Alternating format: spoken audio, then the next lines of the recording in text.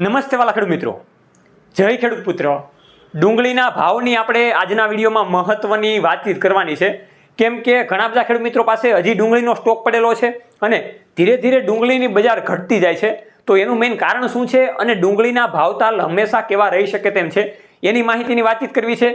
કેવા ડેટા જોઈએ તો આપણને ખબર પડે કે ક્યારે ડુંગળી વેચવા જાવી એની પણ ખાસ આ વિડીયોમાં માહિતી આપણે આપવાની છે। તો હું છું તમારી સાથે સાગર રાસડિયા। ખેડૂત પુત્રો, આપ સૌ ખેડૂત મિત્રોનું હાર્દિક સ્વાગત કરું છું, કેમ કે ખેડૂત છે તો જગત છે, એવા હેતુથી અવારનવાર ટેકનોલોજીકલ ડિજિટલ ખેતીવાડીની માહિતી આપણે હંમેશા માટે લાવતા રહીએ છીએ, જેના કારણે ખેડૂત મિત્રો માહિતગાર બને। તો તમે યુટ્યુબ અને ફેસબુકમાં નવા હોય તો નીચેનું બટન દબાવીને ફોલો અને લાઇક કરી દેજો, શેર કરી દેજો, સબસ્ક્રાઇબ કરી દેજો, જેથી કરીને બીજા ખેડૂત મિત્રો સુધી આવા અગત્યના વિડીયો પહોંચી શકતા નથી તો જલ્દીથી પહોંચી શકે।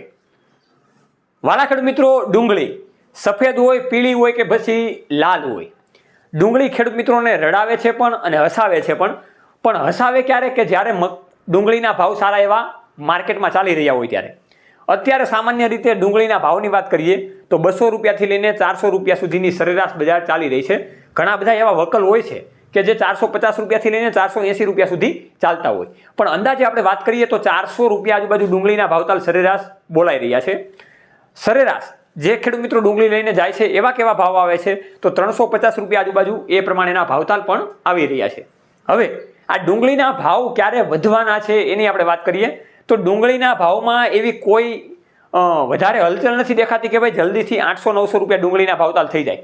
ડુંગળીના ભાવ વધે પણ ધીરે ધીરે એ વેગ પકડે એવી શક્યતાઓ લાગી રહી છે, પણ અત્યારે જે ખેડૂત મિત્રોને ડુંગળી વેચવી હોય તો 400-450 રૂપિયા આવે તો આસાનીથી એ સારા એવા ભાવતાલમાં વેચી શકે છે એવું આપણને લાગી રહ્યું છે। હવે ડુંગળીની બજાર કેવી રીતના ધીરે ધીરે આપણે આશંકાઓ, તો ખેડૂત મિત્રો આ ડુંગળીની બજાર હોય એની શક્યતાઓ કેવી રીતના આપણે નક્કી કરીએ, આશંકાઓ કેવી રીતના નક્કી કરીએ એ પણ તમને શીખવાડવાનું છે। તો જ્યારે તમે કોઈ પણ માર્કેટયાર્ડના ભાવતાલ જોવો છો, એટલે કે મહુવા માર્કેટયાર્ડ હોય એમાં પણ ડુંગળીની સારી એવી આવક થાય છે, પછી ગોંડલ માર્કેટયાર્ડ હોય જેમાં પણ ડુંગળીની આવક સારી એવી થાય છે। તો ડેઈલીનું સોમવારથી લઈને શનિવાર સુધીના બજાર ભાવનું જે પત્રક આવે છે એ ઘણા બધા સોશિયલ મીડિયાના મારફતથી ફરી રહ્યું છે અને ગોંડલ માર્કેટયાર્ડની એપ્લિકેશન પણ છે, એમાં પણ તમે અવારનવાર જાણી શકો છો। હવે મારે તમને એ વાત કરવાની છે તમને કે ડુંગળીના ભાવતાલ કેવી રીતના વધઘટ થઈ શકે। તો તમે જે સોમવારથી લઈને રવિવાર સુધીમાં જે સીટ જોવો છો એ સીટ ઉપર આસાનીથી તમને ખબર પડી જાય કે કેવા ભાવતાલ તમને રહી શકે છે, એમાંથી પણ આપણે સારી રીતે ડુંગળીના ભાવતાલ પણ જાણી શકીએ છીએ। તો આ રીતના ખેડૂત મિત્રો અવારનવાર તમે આપણી સાથે માહિતી પણ મેળવી શકો છો અને ડુંગળીના ભાવતાલની વાતચીત પણ તમે કરી શકો છો। જય જવાન જય કિસાન, આ બંને છે આપણા દેશની શાન।